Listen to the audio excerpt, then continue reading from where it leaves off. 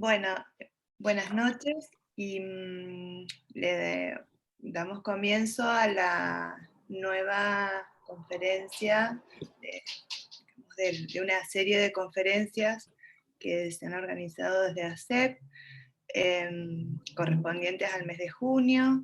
Bueno, para los que no saben, están pensadas las conferencias una vez al mes, que van a ser los días viernes a las 19 horas, debido a unas jornadas y algunas cuestiones de tiempo. Bueno, solamente por este mes se pasaron para hoy, pero están planteadas para los días viernes, 19 horas. Bueno, en este caso contamos con la presencia de Pablo Requena. Pablo es miembro de ACEP, actualmente es presidente de ACEP y es asociado de la EOL Delegación Mendoza. Pablo va a trabajar, digamos, ha titulado su conferencia del trauma al insondable consentimiento. Bueno, Pablo, adelante, te escuchamos. Bueno, dale, muchas gracias, Eli. Bueno, buenas tardes a todos. Eh, bueno, qué bueno que estén a esta hora escuchando. Eh, un poquito, bueno, lo que pensaba trabajar es en relación al trauma. Lo que les voy a proponer es un poco una lectura que vengo haciendo del tema. Seguramente no es la única, no es la única que se puede hacer, hay muchos otros recorridos. Es un tema muy amplio, muy diverso. Pero bueno, les propongo por ahí mi lectura. Voy a hacer referencias así al primer Freud y también a algunas cuestiones del último Lacan, así que bueno, sepan que son todas referencias que sería bueno profundizar un poco más, ¿sí? Yo más o menos les marco una cierta orientación, unas ciertas coordenadas de lectura. Bueno, el tema que voy a trabajar va a ser en relación al trauma. Vamos a intentar ubicar algo de la dimensión traumática, asociada a su vez digamos, va a estar vinculada con algo de la castración, con el síntoma y el inconsciente. Y si abordamos estas cuestiones, por supuesto que también vamos a bordear cuestiones inherentes al goce, o mejor dicho, a los goces, ¿sí? Algo, ¿sí?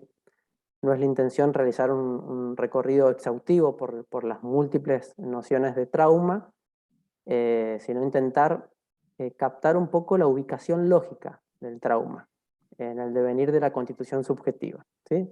Lo voy a intentar ir explicando de a poco esas cuestiones, pero un poco es la ubicación lógica en la constitución subjetiva. Y a la vez la incidencia de ese trauma en la modalidad de los goces. Si cuando quieran pueden interrumpir, podemos como dialogar, hablar, no hay ningún inconveniente. Para arrancar podemos decir que el trauma, como definición, si bien no entró en los conceptos fundamentales del psicoanálisis, según los trabajó en Lacan en el seminario 11, donde ubica las nociones de transferencia, repetición, pulsión e inconsciente, podemos plantear que existe un claro consenso en que la noción de trauma es algo ineludible de la clínica. Es indisociable a su vez de la emergencia misma del psicoanálisis. Y quizás podemos decir que esas cuatro nociones, de alguna manera, se encuentran atravesadas o enlazadas con la noción de trauma. Podemos afirmar desde el psicoanálisis que la vida no es sin trauma, ubicándose las diferentes estructuras clínicas como modos de respuesta. Si las estructuras son modos de respuesta, ahí podemos ubicar diferencias en lo que hace a la economía de los goces en cada una de las estructuras psíquicas. Cuestión que no voy a avanzar mucho en la distinción de las estructuras, pero bueno, me parecía interesante ubicar la cuestión del trauma y la estructura psíquica como una respuesta al trauma, como modos de respuesta. Lacan, en un texto tardío que se llama Disolución, refiere que traumatismo no hay otro. El hombre nace malentendido, malentendido del lenguaje y malentendido de lo imposible de describir la relación sexual.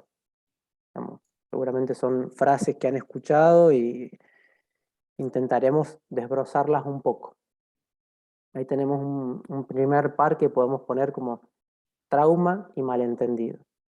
Sin duda, la dimensión traumática, no siempre del todo precisable, introduce una discontinuidad en la existencia.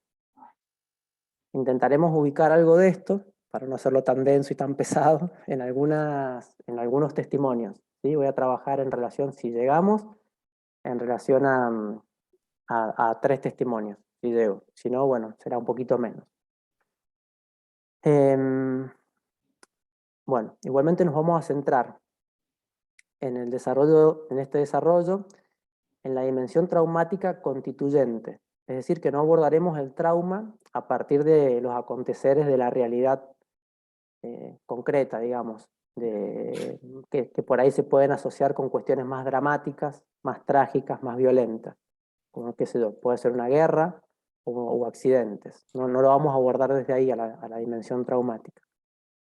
Aunque, bueno, podemos decir que estos traumas que podrían surgir como contingencias de la vida, para que realmente sean traumas, es porque hacen resonar de alguna manera el trauma constituyente. ¿Sí? Tiene que haber un lazo, porque si no, ninguna contingencia va a ser traumática. Desde el psicoanálisis abordamos lo traumático como lo que cambia la vida en un instante, que si bien va acompañado de estupor o angustia, no queda solo asociado a situaciones terribles. Eso lo vamos a ver bien en los testimonios.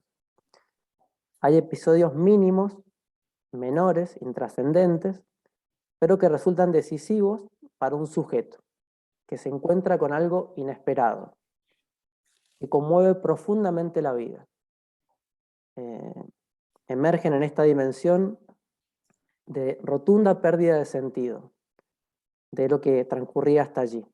Y el sujeto no encuentra en esa instancia cómo otorgarle un nuevo sentido. Hay un desfasaje en lo que sucede. El estupor marca esta dimensión de detención de la respuesta por parte de un sujeto. Una dificultad para elaborar lo que sucede.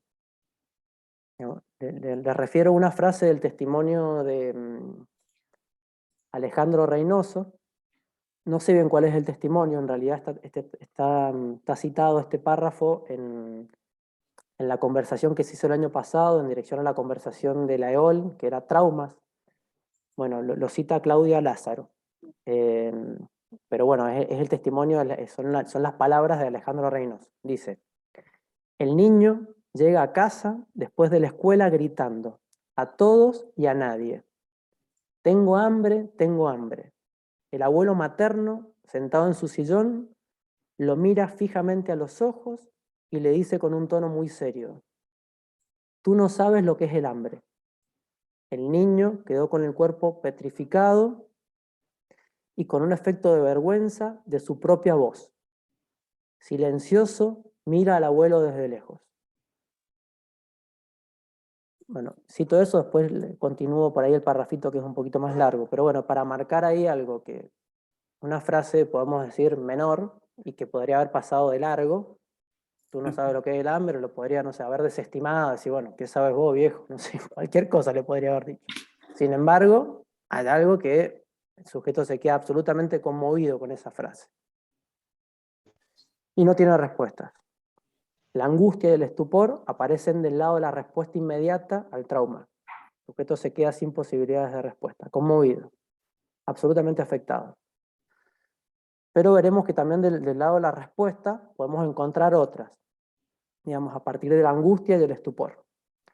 Ahí me voy a un primer subtítulo, que fantasma, vía de acceso a lo traumático, o ventana, algo empañada del trauma. Lo empañada lo invento yo. Bueno, haciendo pie en algunas ideas de Freud, podemos referir que si bien Freud terminó desechando la teoría de la seducción, no sé si recuerdan, insistente en los casos de histeria, donde emergía una escena de seducción sexual en la infancia por parte de un hombre de la familia, podemos igualmente decir que delimitó en estas coordenadas en la teoría de la seducción, lo que podemos ubicar como la respuesta ante el trauma, asociado a la emergencia de la dimensión fantasmática, ¿sí? Es decir, la teoría de la seducción, vamos a pensarla como los recuerdos encubridores que los pacientes traían, quedan asociados a una dimensión de respuesta inconsciente. Aparece la idea de que las neuróticas le mienten, aunque podríamos decir que es porque lo real de lo traumático no puede decirse. En este desarrollo intentaremos dar cuenta del fundamento lógico de esta imposibilidad de decir, ¿sí? ¿Por qué no se podría decir el trauma? ¿Sí? Es un poco el desarrollo que les propongo en esta lectura. Podemos referir ideas de Lacan en relación a que la verdad solo puede medio decir en relación a lo real. La idea de seducción no era propiamente lo traumático, sino un modo de respuesta a algo que rompió en la vida. Emerge así el fantasma de seducción, pero también cualquier otro fantasma, como una interpretación de lo que no pudo ser realmente nombrado o simbolizado en el curso de la vida de un sujeto. Cada vez que se plantea un enigma en relación a un fenómeno de cuerpo, la primaria interpretación que viene para salir del oscuro, de lo impensable, es una interpretación en términos de fantasma. Aparece la tendencia a atribuir a una escena, a un autor, siendo el fantasma lo que introduce una ficción que organiza y enmarca la dimensión oscura de esa vivencia de goce.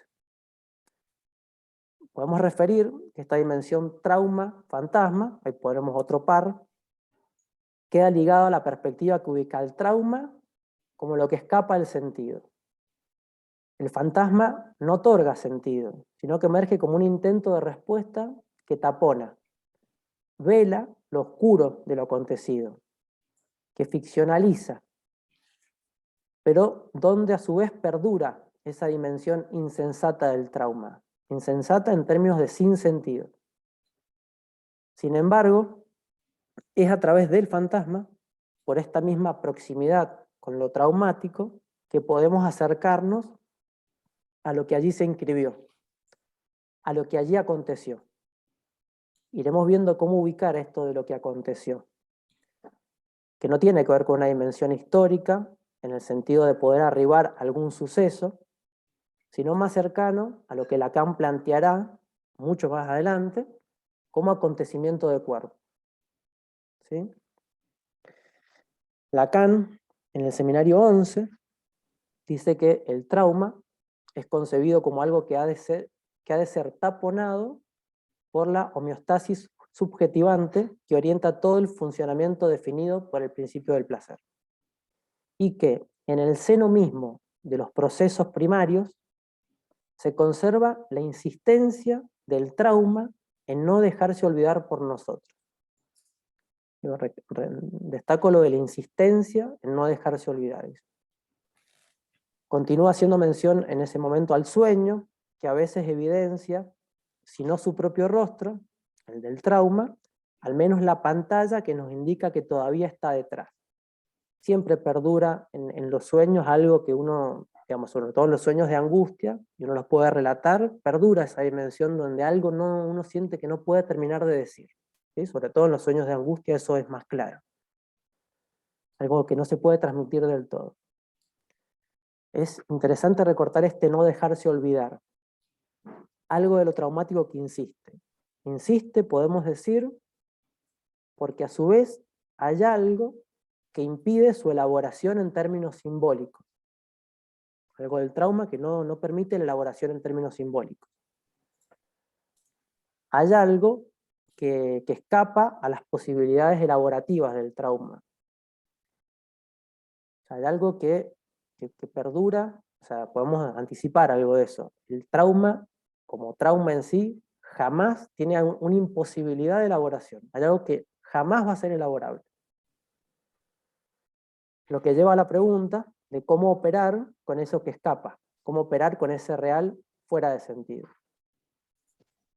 Tarrap refiere en un texto que se llama La insistencia del trauma, que tendríamos que desplazar nuestro interés desde la realidad del trauma a la insistencia del trauma, para indicar que lo inasimilable, el fuera de sentido, está allí como encuentro inédito, pero también que siempre ha estado allí y retorna como perturbador. Hay un micrófono ahí prendido. Sandra, ahí está. O sea, es un poco paradójica la cuestión, porque lo ubica como es de la categoría de lo inédito, o sea, como si algo no hubiese sucedido nunca. Sin embargo, es algo que retorna siempre al mismo lugar. Retorna como perturbador. O sea, digo, ¿cómo pensar si es algo inédito en esta dimensión que insiste? O sea, que retorna. Es un poco para pensar un poco la ubicación lógica del trauma. Esto implica tomar una perspectiva que incluya que el trauma mismo es ineliminable en la constitución de la vida subjetiva. Me remonto a Freud, al primer Freud. Freud en la carta 46. Expone cuestiones de significativa relevancia a la hora de pensar la dimensión traumática. Cito a Freud. Dice, a la época la menciona IA, le pone un nombre, una sigla, que en realidad es hasta los 4 años, le corresponde el carácter de lo no traducido. ¿Sí? A esa época, antes de los 4 años, corresponde lo no traducido. De suerte que el despertar de una escena sexual antes de los 4 años no da lugar a consecuencias psíquicas, sino a unas realizaciones, a la conversión. El excedente de sexualidad impide la traducción.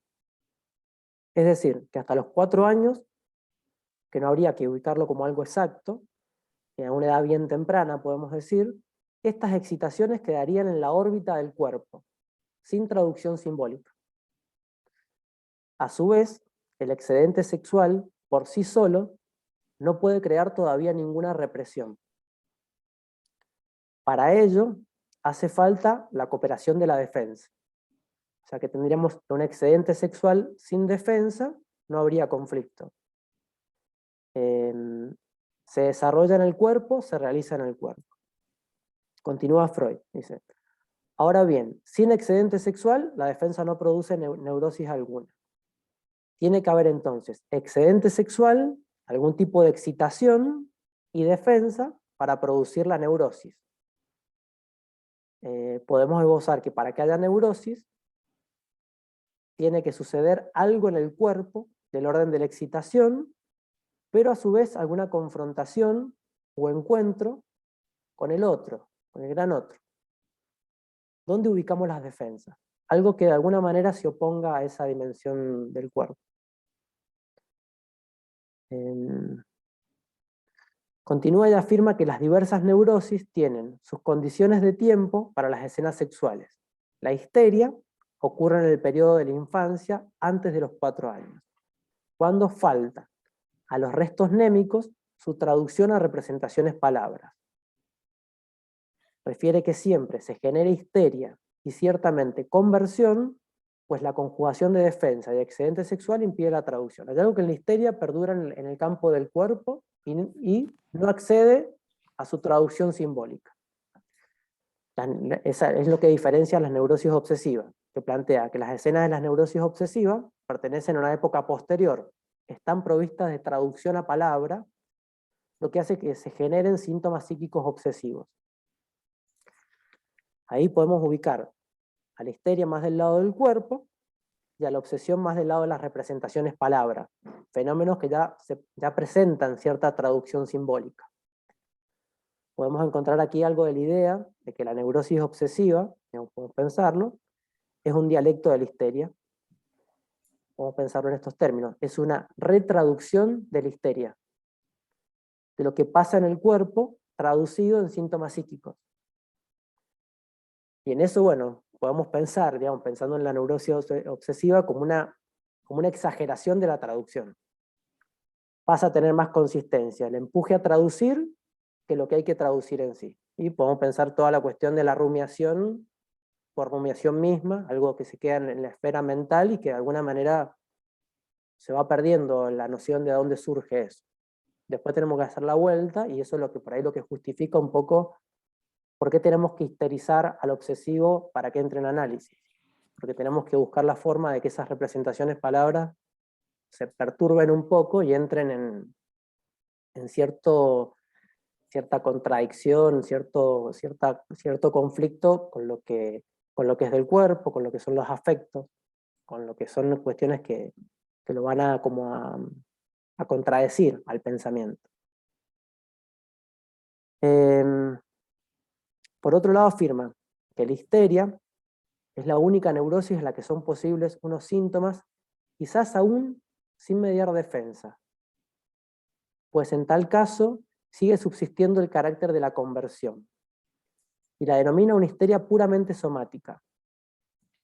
Es otra forma de mencionar lo que refiere como la complacencia somática de la histérica, que habrían algunas vías facilitadas en el cuerpo para la excitabilidad. Pero bueno, me parecía importante cómo pensar algo del algo de la fijación del cuerpo, algo del síntoma, sin que haya conflicto. ¿Sí? Me parecía como algo interesante. Por otro lado, bueno, los recuerdos para su devenir consciente requieren de un tiempo posterior, tienen que consistir en su admisión en las representaciones palabras. Más o menos me van siguiendo hasta acá, con el planteo. Si no, bueno, me van interrumpiendo cualquier cosa.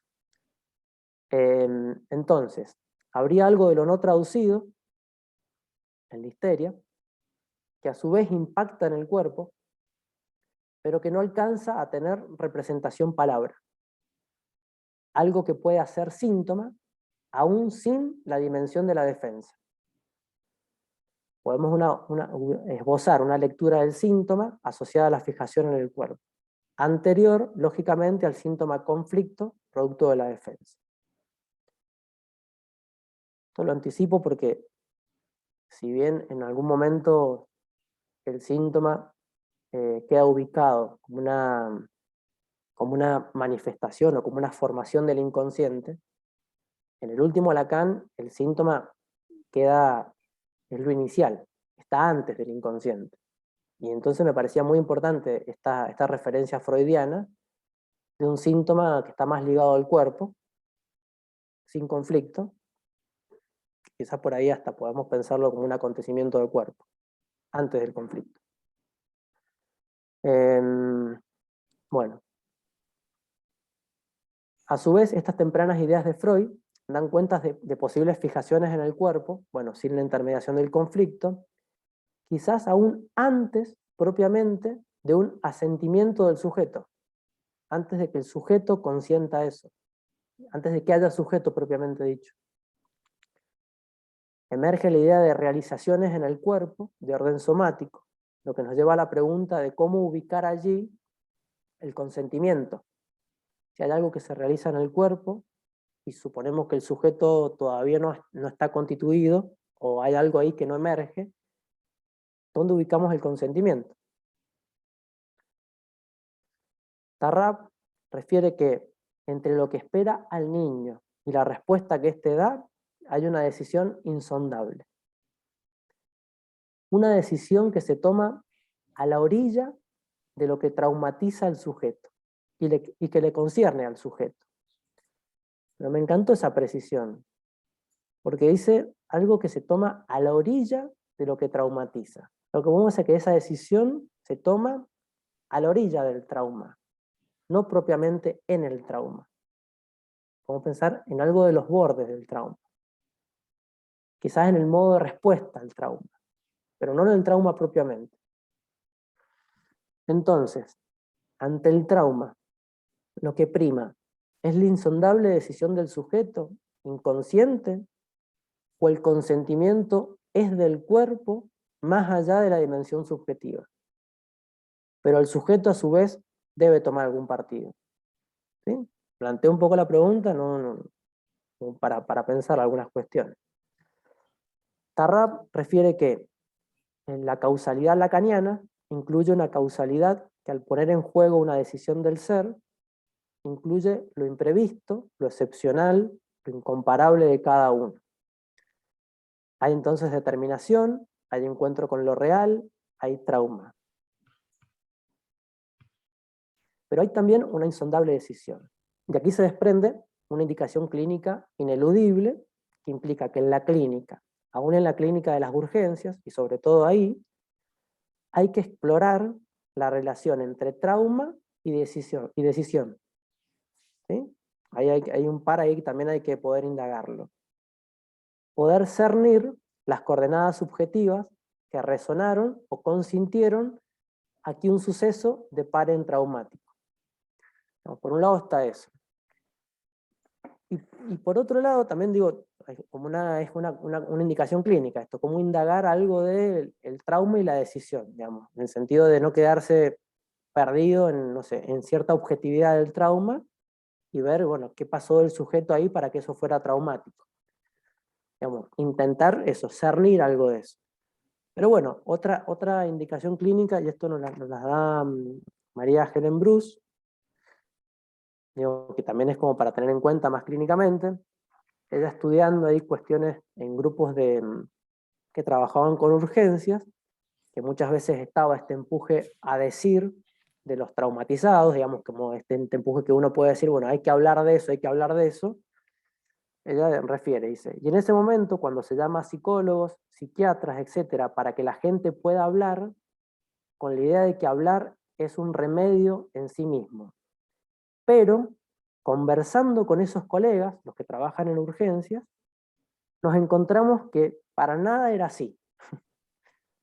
Dice, hubo un momento en que estos equipos de urgencia, cuando el proceso era hacer hablar inmediatamente a la persona sometida a algún acontecimiento traumático, eso hacía catástrofe. Porque impedía una versión personal del acontecimiento y reanimaba la angustia y el horror al decir otra vez lo que había pasado. Es una sutileza realmente marcar, no son perspectivas contradictorias. ¿Sí? Una cosa es pensar la dimensión del trauma y la decisión, de ver qué se jugó ahí de lo subjetivo, y otra es suponer que un sujeto tiene que hablar de eso sí o sí. Digamos, como una cuestión, y ahí decía, bueno, que tenían que cuidarse muy bien de quiénes elegían para no... Dice, entonces, sigo con la cita de Bruce, dice, entonces, todos los especialistas de la atención de urgencia en situaciones traumáticas nos dijeron que tenían mucho cuidado al elegir a los psicólogos o psicoanalistas que acudían a responder ante estas situaciones, porque eso podía tener efectos absolutamente catastróficos en el porvenir del paciente. O sea, que hay una cuestión clínica ahí que bueno, a tener en cuenta. Pero bueno, a lo que voy, ahí en ese punto, nuevamente podemos pensar algo de la ubicación lógica del trauma, ¿sí? ¿Por qué hablar de eso generaría tanto inconveniente o tanta catástrofe? O al intentar hablar de eso. Lo vamos a seguir precisando. Bueno, por otro lado, Freud puso de relieve la dimensión de lo traumático en dos tiempos. El trauma, para ser traumatizante o traumático, tiene que despertar una marca anterior que no fue para nada notada, implicando la idea de un traumatismo totalmente inconsciente, algo que produce una marca, sin posibilidad, en principio, de que el sujeto lo note. Lo que recién podíamos mencionar como lo no traducido. Algo que no queda traducido, pero que dejó una marca, una cuestión en el cuerpo. Decir que es intraducible es lo mismo que afirmar que no es transparente, que es opaco al sentido. Por lo tanto, hay una disyunción estructural entre el sentido y el goce, producto del encuentro traumático. Una disyunción estructural. No hay forma de resolver eso. En este sentido, resulta esclarecedor que Freud sostuviera una causalidad en dos tiempos y situara en el primero de ellos al trauma, es decir, lo que llamaba un excedente de sexualidad. Excedente que, o bien dicen, una voluptuosidad sexual presexual, la denomina. excedente que activado a posteriores, después, introduce la dimensión del síntoma, que hace que este después no cese de repetirse. Ahí solamente lo menciono, no me voy a meter demasiado, pero bueno, ahí tenemos otro par que es trauma-síntoma, ¿sí? Hay algo del síntoma que también tiene algo que persiste algo de la dimensión traumática, en tanto que en el síntoma también perdura algo de lo que nunca se va a terminar de traducir. Y el trauma también tiene eso. Hay algo del síntoma que, bueno, digamos, Lacan fue avanzando con las modalidades del síntoma y lo que podía ser absorbido, reabsorbido enteramente en un tratamiento a través del lenguaje, después termina como esta cuestión irreductible, como este real con el cual no hay mucho para hacer. Es más, hay que saber hacer con ese real irreductible. Pero bueno, aparece algo ahí que no se va a dejar traducir del todo. Es decir, que en Freud estaría, podemos armar como esa serie, trauma primer tiempo, intraducido, no notado, trauma segundo tiempo, que son las contingencias de la vida que reactivan algo de lo no traducido, y el síntoma como lo que no cesará de repetirse.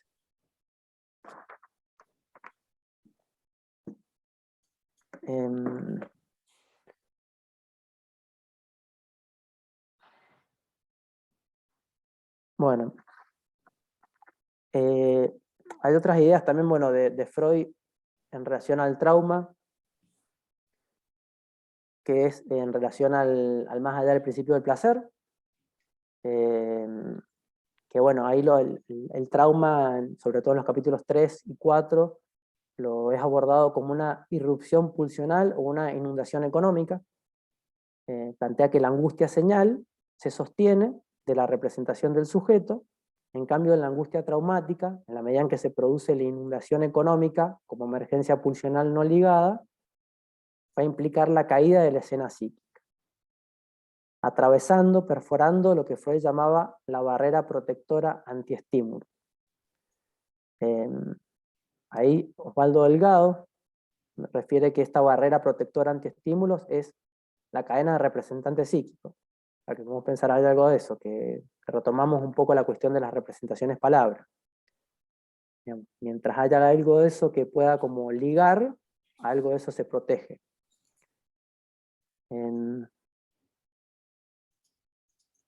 Digamos, esto es lo que permite ligar pulsión y mantener el equilibrio del principio del placer, y de este modo mantener la dimensión homeostática del aparato psíquico. La irrupción es algo ante lo cual el sujeto no puede responder como habitualmente lo hace, y es una suspensión de los recursos habituales del sujeto. Bueno, voy a seguir con algunas otras cuestiones.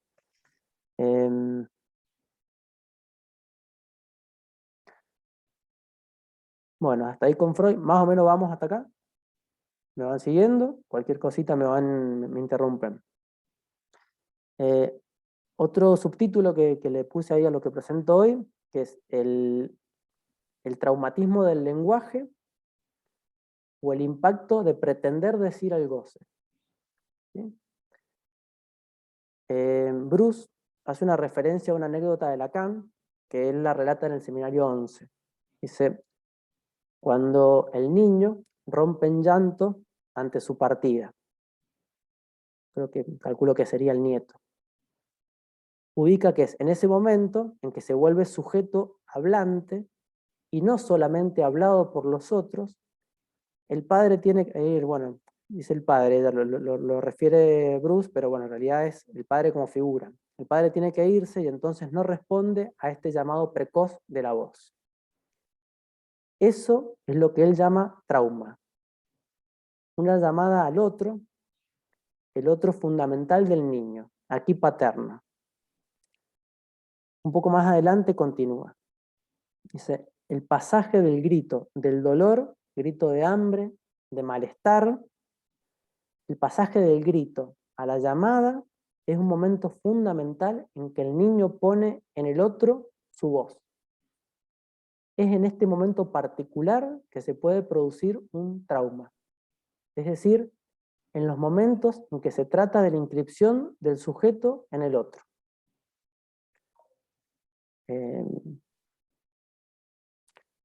Me parecía muy importante marcar algo de eso.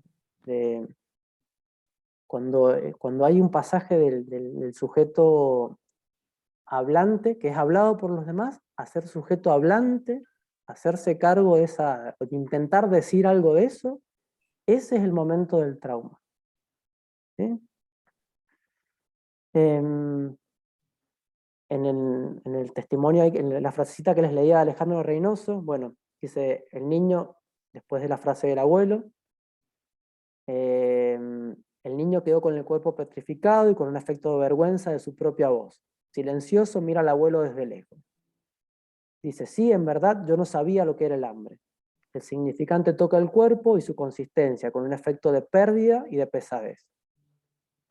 El objeto voz quedó marcado y silenciado. Una suerte de quédate callado, reducido a los pensamientos. Fin de la despreocupación. Por lo tanto, había que pensar antes que hablar, mirar bien lo que pasa y elegir las palabras. No se puede hablar a tontas y a locas. Me parecía que el testimonio marcaba bien ese pasaje de un sujeto que venía como balbuceando las cosas que balbuceaban los demás, no es que no se comunicaba, estaba dentro del lenguaje, pero de repente hay algo en su forma de decir que es conmocionado por la introducción del abuelo, por lo que le dice el abuelo, y a partir de ahí el sujeto empieza a hablar distinto. Se estructura una modalidad distinta de hablar, de dirigirse, de pensar. ¿Sí? Hay algo hay un giro en la forma de la enunciación, podemos pensar. ¿Sí? Sobre todo porque podemos pensar que venía hablando, a ver, uno puede decir, bueno, a ver, con esta definición de trauma de que hay algo del goce que no se puede decir. El sujeto venía diciendo, tengo hambre, tengo hambre, tengo hambre. Venía hablando de su cuerpo. Y el abuelo le dice, vos no tenés idea lo que es el hambre. O sea, hay una contradicción entre lo que él quería decir de su cuerpo y lo que el abuelo le devuelve como diciendo, no, no es así. Una contradicción, una falla, una falta para nombrar lo que es del cuerpo. El sujeto por lo menos lo interpreta así, consciente a eso el sujeto. Hay algo ahí del consentimiento que se pone en juego. Porque, insisto, podría haberlo desestimado. ¿Sí? Uh-huh. Decís que consciente a las palabras del abuelo. Y algo sí. Insisto, porque podría haberlo pasado de largo. Hay algo ahí, por supuesto que está ese consentimiento inasible que no podemos percibir, pero hay algo que toca al sujeto y a partir de ahí un uso hasta de las palabras distinto. Una posición subjetiva distinta. ¿Sí?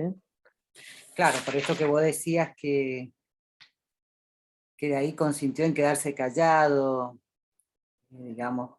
De ahí, la forma de hablar cambió. ¿Sí?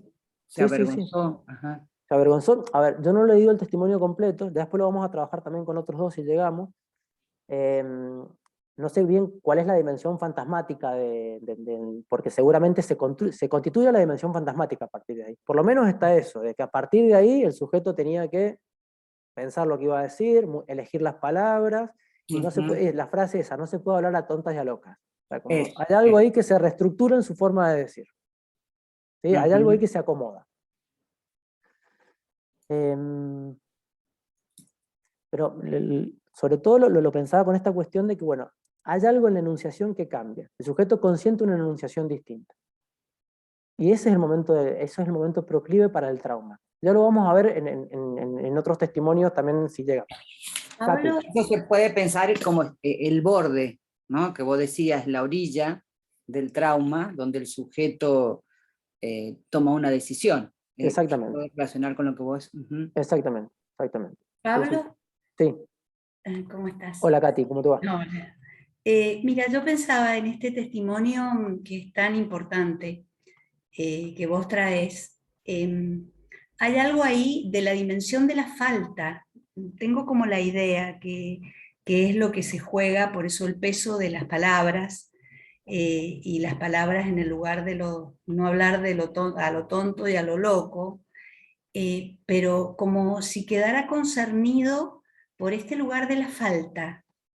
Me parece que el cuerpo queda ahí atrapado en esta manera del lenguaje que tiene que cambiar, porque en realidad el decir que marca este abuelo, obviamente hay un consentimiento, pero ese decir de ese abuelo está marcando la falta en este niño.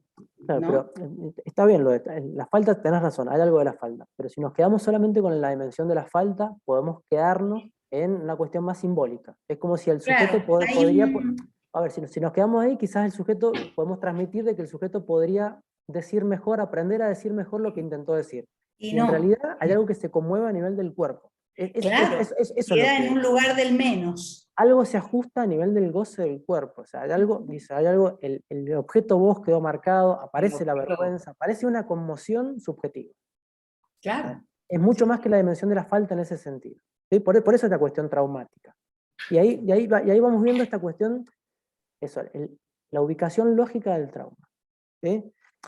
Que está, en estas coordenadas está entre, si lo tomamos desde Freud, como lo venimos trabajando, hay algo que está, el trauma está en el medio entre lo intraducido, lo que queda del orden del cuerpo, lo que va a quedar como real, y lo que de alguna manera podría tener como respuesta algún tipo de, bueno, el fantasma, algún tipo de, el inconsciente, las frases que puedan llegar a seguir, pero el trauma en su a ver, por eso está la insistencia en el trauma, en que no se puede olvidar y que va a ser algo que no va a ser nunca elaborable, porque tiene su ubicación lógica entre lo que no se puede decir por estructura, porque toca algo de esto de lo no traducido, toca algo de esta cuestión propia, y toca algo de esto. Por eso me parecía que era importante remarcar esto de que es cuando un sujeto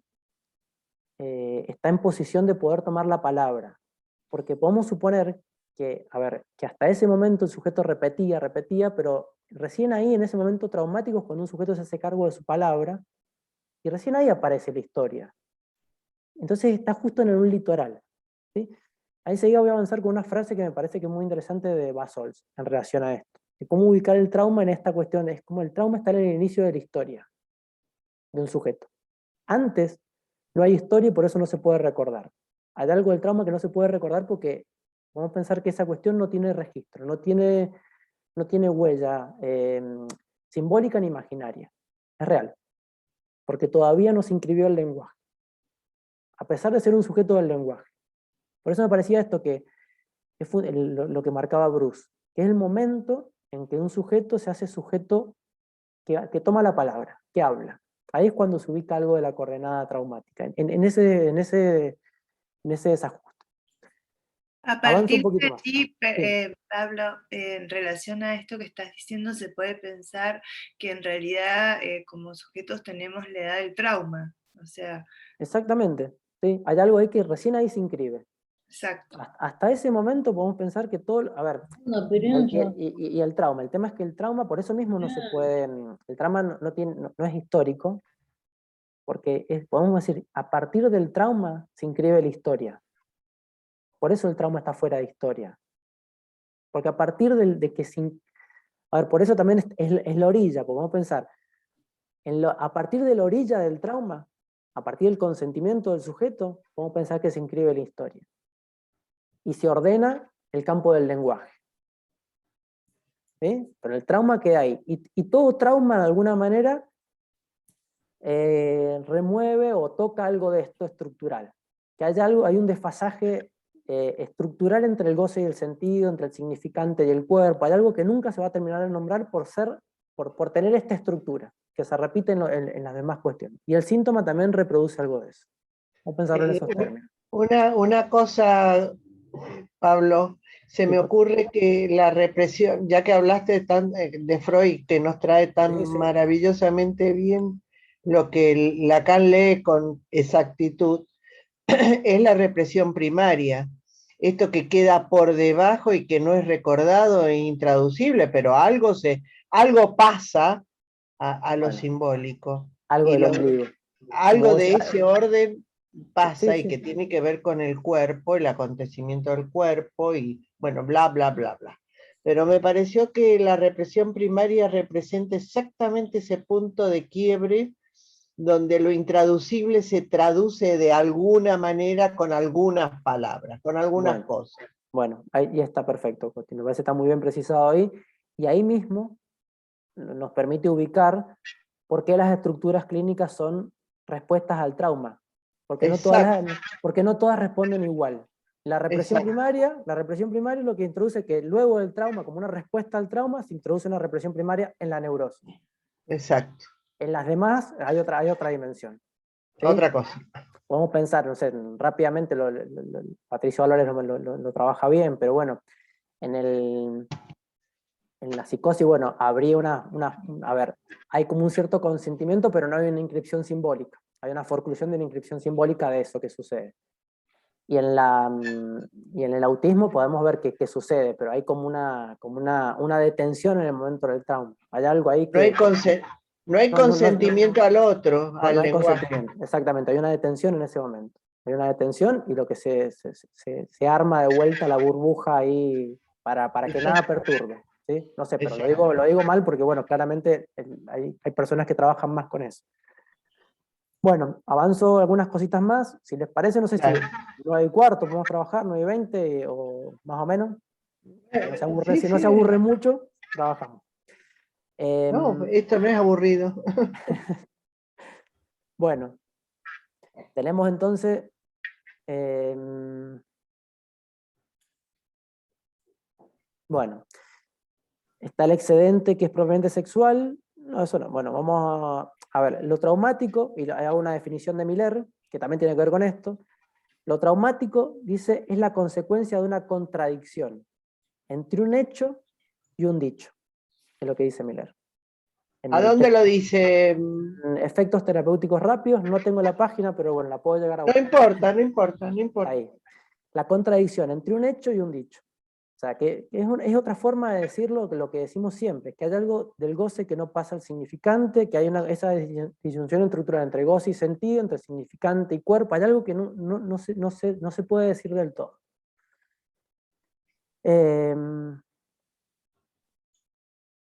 Bueno, a ver. Bueno, salto un poquito. Voy a la cita de Basol, que me encanta, eh, que es rara, pero bueno. Este es otro subtítulo que lo llamo el trauma como acontecimiento real en el litoral del tiempo y el lenguaje. En el litoral, o sea, en el borde entre el tiempo y el lenguaje. Digo, para jugar un poco con lo que traía Eli en relación a la historia y en relación a lo que es el lenguaje. ¿Sí? Vamos a pensar el trauma en ese litoral. Miquel Bassols, en la llamada perdida del trauma y la respuesta del psicoanalista, nos da una apreciación que impacta un poco. Dice, el trauma no es tanto lo que ocurrió, no es aquello que llegó a realizarse, por muy terrible que lo imaginemos o recordemos, sino precisamente aquello que no cesa de no ocurrir, aquello que no cesa de no realizarse, tanto en el imaginario del recuerdo como en las representaciones del lenguaje con el que intentamos simbolizarlo. Rasgo de lo traumático que permanece fuera del tiempo, parentesco del trauma y lo real. En eso, o sea, ubica algo bien en relación al trauma, en relación a lo real, y que nada de lo simbólico y nada de lo imaginario puede llegar a tocar algo de eso, por algo de eso perdura en ese litoral inaccesible. O sea, perdura ahí e insiste ahí. Hay algo ahí que nunca va a poder ser elaborado. En el seminario 17, Lacan recuerda el mito del padre de la horda como una historia increíble. El mito, burdamente resumido, implica que los hermanos, todavía salvajes, deciden y conmemoran un acto trascendental, la muerte del padre, su elevación a ley. Y a partir de allí, cierta distribución del goce. La cuestión paradójica es que suponerlo en estos pasos lógicos implica un cierto reconocimiento mutuo como hermanos, anterior a la inscripción del lenguaje. O sea, digamos, el mito este tiene una cuestión medio contradictoria, porque suponer que se pusieron de acuerdo antes de que hubiese ley significaría que ya estaban de alguna manera puestos en el lenguaje. Entonces, de alguna manera, Lacan lo menciona como el mito es un enunciado de lo imposible. No podría haber sucedido. O sea, no se podrían haber puesto de acuerdo, porque recién la ley cae cuando matan al padre. Entonces, bueno, ¿cómo se pusieron de acuerdo?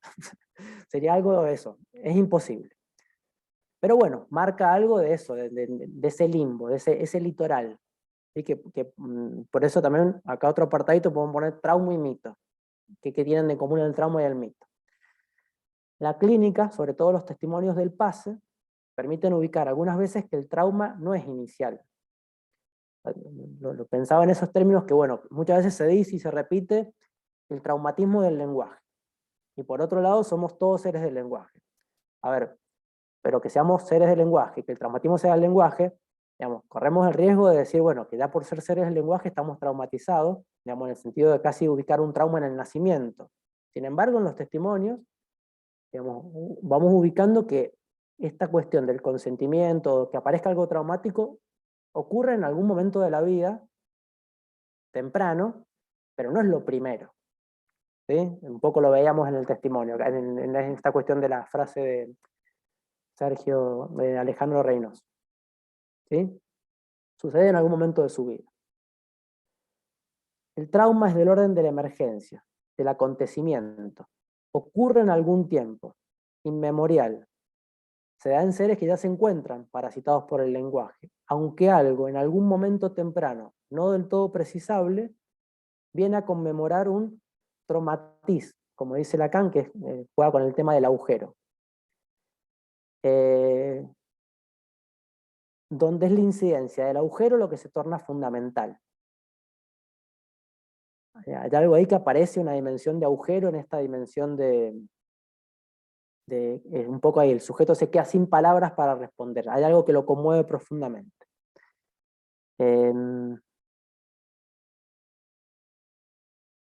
Bueno, un poco lo que veíamos en el caso, o sea, hay algo ahí que se conmueve profundamente, el sujeto venía hablando, pero sin embargo hay algo ahí que se traduce y a partir de ahí el sujeto empieza a hablar distinto.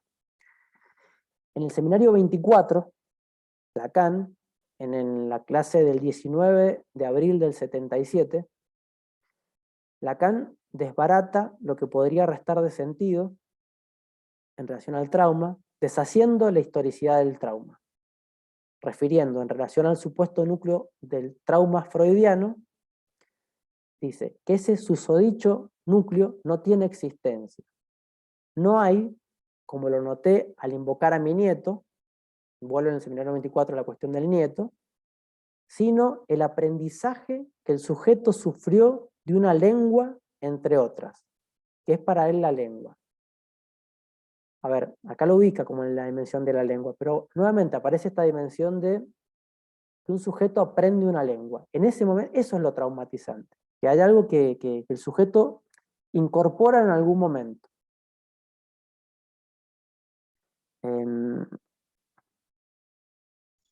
Leonardo Gorostiza refiere que hay siempre en el encuentro con lo real, en tanto agujero de la relación sexual, un traumatismo agujero, ante el cual el sujeto no hará otra cosa que inventar diversas formas de defensa, ya que el encuentro con ese agujero va acompañado de un excedente de sexualidad, como veíamos en Freud, que Lacan traduce como goce.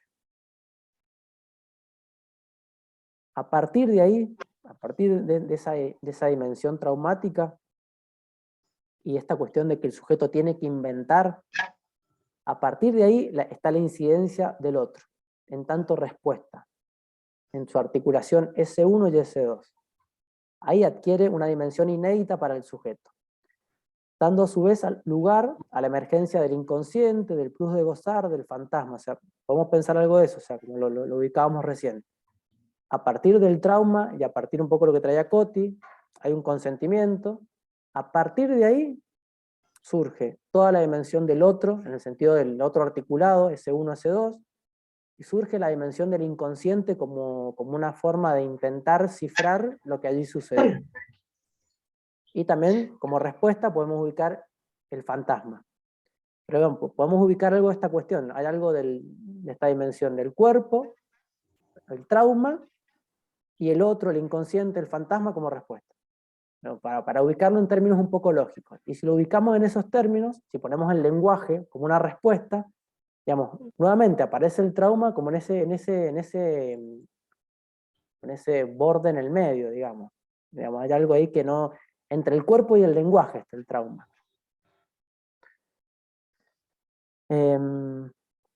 A ver, también en todo esto, y hay un tema que no me voy a meter, pero bueno,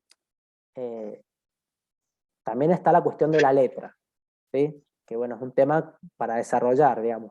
Trauma y letra es toda una cuestión para desarrollarla porque claramente me lo estoy salteando, digamos, ¿sí? Entre lo que es el trauma y toda la dimensión del lenguaje, y esto, bueno, antes está la letra, hay algo que se inscribe en el cuerpo recortando algo de un poco lo que traía Coti quizás con la represión primordial, digamos. Hay algo que fija, ¿sí? Nick Doran refiere que el efecto de escritura, solamente refiero a esta frase, nada más en relación a la letra, el efecto de escritura se distingue del efecto de sentido en la medida en que la letra viene a dibujar la huella de una ausencia de significación. La letra es el memorial del encuentro, del imposible de decir, al que reenvía el goce contingente de cada sujeto. Digamos, en eso, digamos, la letra, de alguna manera, es la huella del imposible de decir, del trauma, de la cuestión anterior, de lo que quedó del cuerpo. Pero bueno, no deja de ser algo que marca y a partir del cual se va a hacer toda la elaboración inconsciente. Voy a referir algo del testimonio para pensarlo un poquito más clínicamente.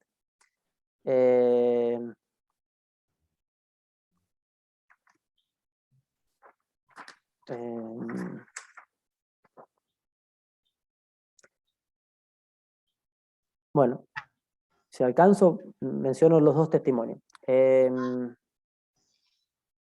algo primero el de Brodsky, muy brevemente algunas cositas.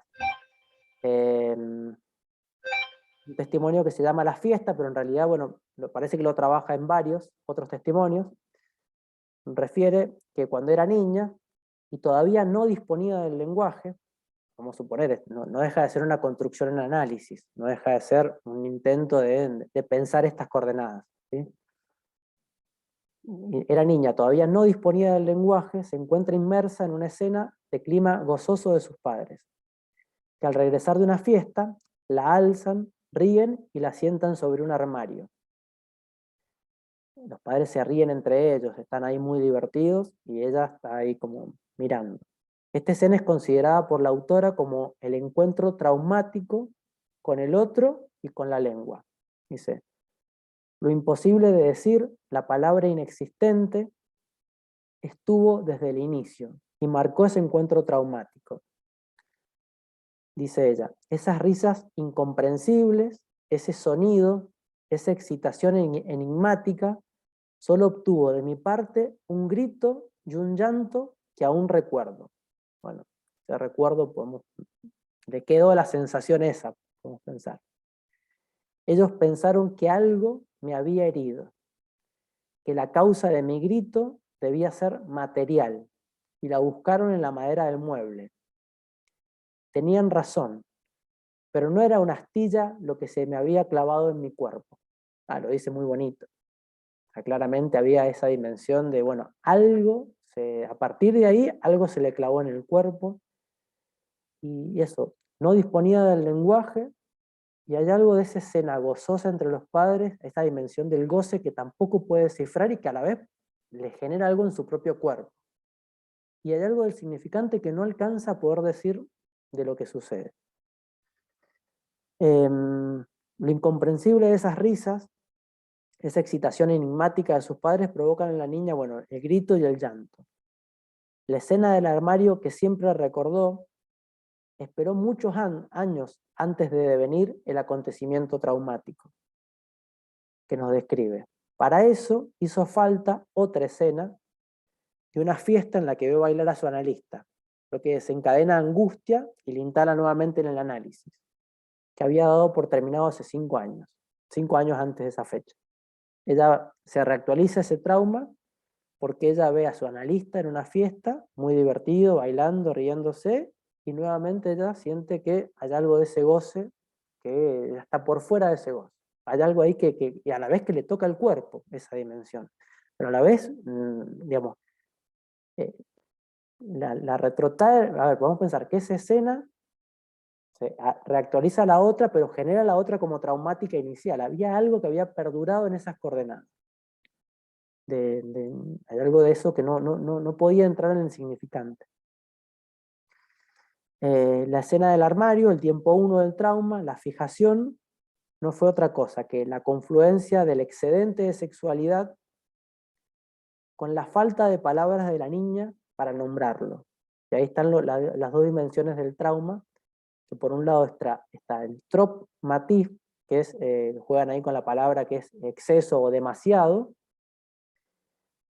y la falta de palabra que es traumatif, que es con el agujero. O sea, son las dos dimensiones del trauma. Por un lado el excedente, y por otro lado el agujero, que permitiría eso, o sea, simbolizar o unirlo con un significante. El agujero que pudiera dar cuenta de eso que sucedió.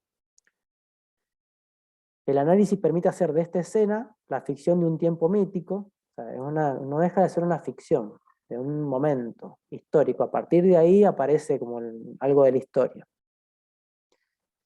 Y ahí, bueno, de ahí se deriva un poco que no lo voy a trabajar, que es la cuestión de la dimensión fantasmática asociada también con ese trauma, que era la posición de hacer, ella tenía la posición de hacer responsable al otro de la falta de goce, y ella tomaba la forma de arruinarle la fiesta al otro. Estaba esa dimensión de responder, pero digamos, el fantasma, podemos pensarlo, es un modo de respuesta a quedarse afuera de ese goce, de esa sensación de goce de los padres que se reactualiza. Entonces ella de alguna manera se las arreglaba fantasmáticamente para intentar arruinarle la fiesta a los otros para que no gozaran, ¿no? Pero bueno, tiene que ver con esta dimensión del trauma que apareció en algún momento. Pero bueno, aparece esta cuestión de no tener las palabras para poder decirlo.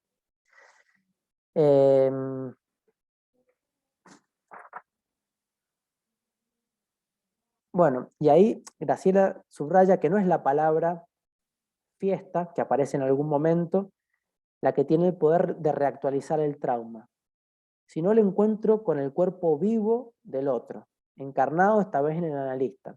A ver, me parece interesante esa precisión, porque no es que es una palabra la que reactualiza el trauma, sino que es algo que aún insiste, digamos, que lo hace reactualizar. Hay algo que todavía no ingresa en eso que es inelaborable del trauma, que le reactualiza el trauma infantil. Pero no es del orden de la rememoración, pues si no estaríamos en otra dimensión. Y bueno, y hay otro testimonio que por ahí también ubica una coordenada infantil temprana, que se trabajó el año pasado cuando estaba el CIT, que es de Silvia Nieto, que es consentir al reconocimiento. Que, bueno, no sé si lo recuerdan, voy a referir solamente una escena de ella, que dice, bueno, que tenía 5 o 6 años, la sobreexcitación o la hiperactividad que comprometía a todo el cuerpo desde mi nacimiento, dice, se ve de algún modo conmovida por el despertar sexual, que comprometería al órgano sexual femenino, para el cual encontró un nombre, castañuela. O sea, había algo ahí, hubo una emergencia ahí de esta cuestión, que era de todo el cuerpo, una excitación, y de repente aparece algo que aparece más localizado, digamos, en la cuestión más sexual, que ella le pone un nombre. Cita Miller y se expresa, para ubicar este pasaje, dice: el goce no esperó al falo para tener un cuerpo. Más aún, el goce como tal es impensable sin un cuerpo que goza. O sea, me parece interesante cómo lo va trayendo, porque bueno, no es que no había goce antes, había un goce antes, sin embargo hay un momento en el cual ese goce, bueno, se trastoca. Pero digamos, hay goce, puede haber falo, y después se trastoca algo de eso. El falo podemos pensarlo también como el significante de la castración. O sea, en algún momento hay algo del cuerpo que se trastoca. Continúa y refiere que al decirle a su madre acerca de lo acontecido, que le palpitaba, la madre la mira entre seria, dura y atónita, retirándole la mirada sin decir palabra. ¿Sí? Silvia refiere que interpretó el deseo materno como un prívate, lo que derivó en la creencia en que eso estaba prohibido, y concernía al ámbito de lo privado, lo que quedó a su vez enmarcando una posición de estar siempre en falta ante la mirada del otro. Bueno, me detengo en este punto para intentar, bueno, pensar algunas cuestiones. Puede ubicarse la emergencia de un nuevo goce que conmueve la posición de la niña. Es en este registro de un goce que se va localizando que podemos ubicar la emergencia de una posición subjetiva que no solo consiente a que eso existe, digamos, lo que va sintiendo, digamos, consciente a que está sintiendo algo en el cuerpo a nivel de lo sexual, sino que a su vez busca en el otro las palabras que ayuden a cifrar esa novedad. O sea, le pide a la madre, diciendo, bueno, a ver, que le diga algo de eso, que le ayude a poner en palabras lo que ella estaba sintiendo en el cuerpo. Bueno, y es claro que cuando el sujeto tiene la disposición de poder ubicar a un otro, cualquier cosa que reciba será utilizada para cifrar lo que allí aconteció. Así sea la ausencia de palabras y el retiro de la mirada. Quizá esta modalidad silenciosa le otorga aún más consistencia a las elucubraciones por venir. Pero bueno, me parecía eso, cómo se podía ver en el caso de esta cuestión, de hay un excedente sexual, algo que aparece a nivel del cuerpo. A ver, que no es un sujeto fuera del lenguaje, está en el lenguaje, claramente. Pero necesita dirigirse a un otro para poder decir el goce. ¿Sí? Digamos, había algo, ella le había puesto un nombre, pero claramente no podía decir lo que le pasaba a nivel del goce. Y se dirige al otro para intentar que diga algo, para obtener palabras para decir algo de lo propio. Claramente, podemos decir en este otro que, bueno, le quita la mirada. Vamos, a ver, no sabemos qué hizo bien la madre, ¿sí? Pero, a ver, no importa la respuesta de la madre en ese punto. Cualquier cosa hubiese sido malentendida. ¿Sí? En eso, hay algo de eso. Por eso, digamos, no tiene que ver, digamos, son testimonios que ubican algo mínimo en relación a la respuesta del otro. Digamos, el otro es que dice, bueno, no tenía idea que era hambre, o en esta cuestión de que solamente le retira la mirada, bueno, podría haber sido, no sé, una cuestión un poco más, no sé, inhibida de la madre, cualquier cosa. Sin embargo, hay algo ahí que se trastoca. Y por eso me parecía importante ubicar que la cuestión traumática en ese sentido tiene que ver con algo, de una emergencia del cuerpo que busca palabras para poder decirse, y está la falta irremediable, la falta o la falla o el maldecir. O sea, siempre es malogrado ese decir en relación al goce del cuerpo. Se diga lo que se diga el otro lo que diga, nunca va a poder nombrar el goce del cuerpo. Y ahí está el malentendido estructural.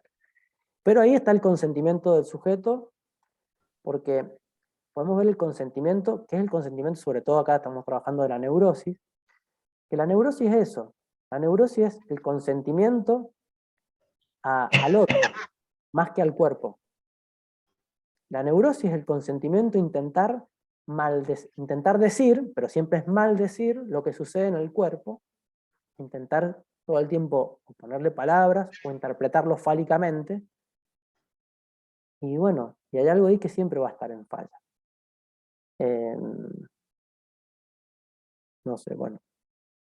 Me detengo acá. A mí se me ocurría, sí, Justina, no, hablas vos, habla. Bueno, buenas noches a todos. Gracias, Pablo. Bueno, Pensaba en esto que planteabas, ¿no? De la disyunción entre el goce y el sentido, y esto de ubicar, digamos, la inscripción del sujeto en el otro como el momento lógico en donde aparece el trauma, porque hay cierto abrochamiento, ¿no? Pensaba en el último testimonio, bueno, y en los otros también podría pensarse en esto, que el sujeto pasa de hablado a hablante, que si bien está esa disyunción, en ese momento es en donde, bueno, aparece el trauma y la posición del como sujeto. Exactamente, exactamente. Pero bueno, yo también lo vengo leyendo así.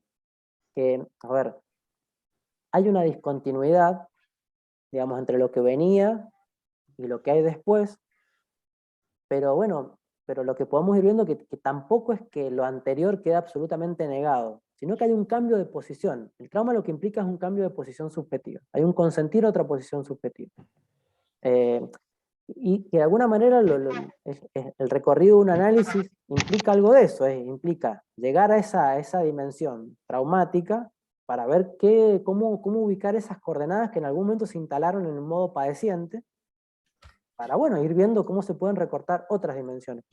Este testimonio de consentir el reconocimiento es muy interesante, porque esta cuestión de la castañuela, que aparece en esta primera instancia traumática, ella lo refiere como, en el análisis, como recupera algo del placer, del goce de la castañuela, dice, pero ya no referido como el placer netamente, digamos, sexual, que sería como interpretado fálicamente, sino como una castañuela del cuerpo. Lo refiere así como un goce más sentido en el cuerpo. Como nombrar algo del cuerpo, claro. Algo de un goce más que no tiene que ver estrictamente con lo fálico, ni con lo sexual. ¿Sí? La neurosis podemos pensarlo, que a partir de que se instala algo de este consentimiento es intentar cifrar todo en clave fálica. La neurosis es una defensa que instala una dimensión eso. Todo entra en lo fálico. Digamos, por algo también en la posición de la histeria, pensémoslo, que intenta que todo quede en términos fálicos, y hay algo de lo femenino, esto que queda como por fuera. ¿Sí? No me quiero meter con el goce femenino, pero digo, a lo que voy es como la insistencia. No te metas. No, pero a ver. Somos muchas. Bueno, tampoco es exclusivo de ustedes, pero bueno. Sí, querido, sí, querido. Pero bueno. Estamos hartas de machismo. Pero está esa insistencia de lo fálico, que bueno, me parece que hay algo de eso que es lo que permite como procesarlo de otra manera. ¿Sí? Claro, algo insinuás con esto de la castañuela. Yo quería decir algo. Dale, Coti, dale. No, yo quería decir algo, que en esos testimonios se me ocurre que esas escenas que recuperan en el análisis, que son escenas infantiles, son recuerdos encubridores, como bien lo dijiste vos en un comienzo, de algo que es inaugural. Este es el tema más grosso. Lo inaugural es el trauma que se produce, o que tiene el trauma de la lengua en el cuerpo. Y eso quedó ahí, y de alguna manera después se va a recrear a partir del consentimiento del sujeto, porque el sujeto tiene aún en esa primera impronta del trauma, tiene que consentir a algo, a un agujero, para decir algo, para hacer algo con eso. Entonces me parece que por ahí los relatos de los AE tiene que ver con una escena encubridora, pero en realidad el trauma está antes. Cuando la lengua toca el cuerpo y produce el efecto agujero. Sí. El trauma es inaccesible. Es inaccesible, es imposible. Por eso me gustó lo de la frase: el trauma no es solo lo que ocurrió, sino aquello que no cesa de ocurrir. Entonces, por eso es que podemos tomar cualquier escena traumática, porque nos va a dar la vía, la señal, o la posibilidad de pensar algo de la letra inaugural, pero no sabemos que es un litoral inaccesible. Sí, sí. Claro, Claro. lo que no cesa de no ocurrir. Claro, ¿no? exactamente. Exactamente, Cesa no de no cesa ocurrir. de no ocurrir, y me pareció precioso, porque siempre vamos a estar enfrentados al trauma, nos guste o no nos guste, ¿viste? Por eso el síntoma es lo incurable, Claro. porque eso es lo que no cesa de no escribirse. Eso. No cesa de no ocurrir, es que no se termina de escribir nunca. O sea, hay algo ahí que no se va a poder imaginar, no se va a poder simbolizar, no se va a poder escribir. No, En ese va a sentido, no cesa de no ocurrir. ocurrir. Estaremos Tipo, advertidos gracias al análisis, estaremos advertidos nada más. A mí me encantó, Pablo, muy buenas las articulaciones que fuiste haciendo. Yo me preguntaba, ¿no? Con el título, del trauma al insondable consentimiento, y realmente es un trabajo muy, muy lindo el que has hecho y cómo has ido mostrando, o al menos con estos testimonios, sobre todo con el de las castañuelas, y cómo esto de al insondable consentimiento, sobre todo en la neurosis, al otro, ¿no? Al otro que quitó la mirada, o al otro que, en el caso del primer testimonio que trajiste, le produjo un efecto en la voz. O sea, me parece que ese trabajo que has hecho, la articulación que has mostrado, como del trauma al insoldable consentimiento en relación al otro, y que ubica la coordenada subjetiva de la extracción del objeto, me parece muy bueno, me gustó mucho. Muy bueno. En el de la Graciela Broski a mí me parece que en eso de la insondable decisión, de insondable consentimiento, no sé si me equivoco en qué artículo estaba de Lacan, es acerca de la causalidad psíquica, no me acuerdo, que la insondable decisión del ser, ¿no? Claro. Que ese justamente tiene que ver con el consentimiento o no consentimiento. Y el no consentimiento, Pablo, nos diste la orientación, obviamente tiene que ver con el autismo, ¿no? Que cuando es no consciente al agujero, a la miércoles. Igual por ahí, yo digo un poquito más en relación también a eso, que por ahí se plantea, bueno, está la dimensión del sujeto a la hora de consentir o no consentir.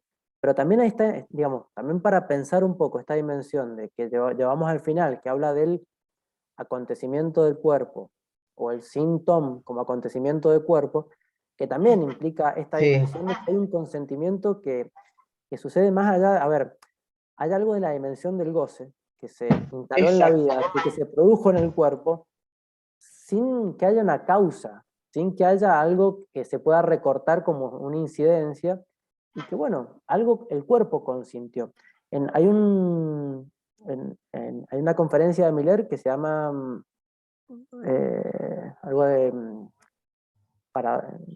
patología de la ética, creo que se llama, que está en, ya me voy a fijar bien, patología de la ética, está en la lógica de la vida amorosa. Y él dice que se puede pensar como que en realidad el sujeto surge después del goce. O sea, que el sujeto se hace cargo de lo que el goce eligió en su cuerpo. Me parece que hay algo de eso que reintroduce la perspectiva del acontecimiento de cuerpo. El sujeto como una respuesta al acontecimiento de cuerpo. ¿Sí? ¿Qué es lo que introduce toda la clínica, digamos, del final? ¿Sí? Pensar las estructuras como respuesta al acontecimiento de cuerpo es como una cuestión distinta. Y también por ahí pone más el acento en esta cuestión irreductible. Que hay algo del cuerpo con el cual más vale que aprendamos a arreglárnosla, porque no lo vamos a poder elaborar, no lo vamos a poder simbolizar. Pero bueno, es como ir más a esta cuestión de la dimensión del real sin ley. ¿Sí? Algo que aconteció en el cuerpo sin un porqué. ¿Sí? Y a partir de ahí, cómo se constituye con ese germen el otro. O sea, el otro, en el seminario 16 también hay algunas cuestiones muy interesantes de cómo, dice, el otro con mayúscula, se forma en forma de A minúscula. O sea, que el otro toma la forma del goce, podemos decir. y se constituye a medida del goce. Digamos, un poco en el testimonio de Brodsky estaba, o sea, se constituye el otro, digamos, en el sentido que la arruina o que la deja sin goce a partir de su experiencia traumática. Pero bueno, cuestiones ahí como para seguir precisando. Bueno, no sé si algún comentario más, alguna pregunta más. No, Si no, muy bueno el recorrido que has Bueno. hecho, me encantó. Bueno. Esperemos tener el escrito. Bueno, dale.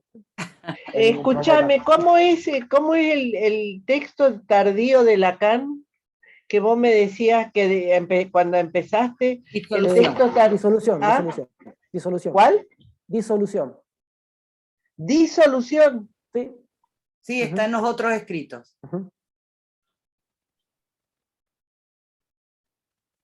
Está buena también la frase que trajiste de ahí. Claro, claro que sí, por eso le preguntaba cuál era el texto tardío. Sí, que ahí está el malentendido del lenguaje, el malentendido de la relación sexual. En realidad, bueno, eso, no hay forma de no malentender la dimensión traumática. No hay forma. Y concluiste con eso. Ya está. Empezaste, marcaste el par y concluiste con eso. Ok, bueno, listo. muy Muchas gracias, bueno lo muchas gracias. suyo. Bueno, muchas gracias. Dale, muchas gracias a Esperemos todos. el escrito. Gracias. Gracias, Nos Pablo. vemos. Impecable. Gracias, Pablo. Pablo. Muy bueno lo suyo. ¡Bravo! Gracias.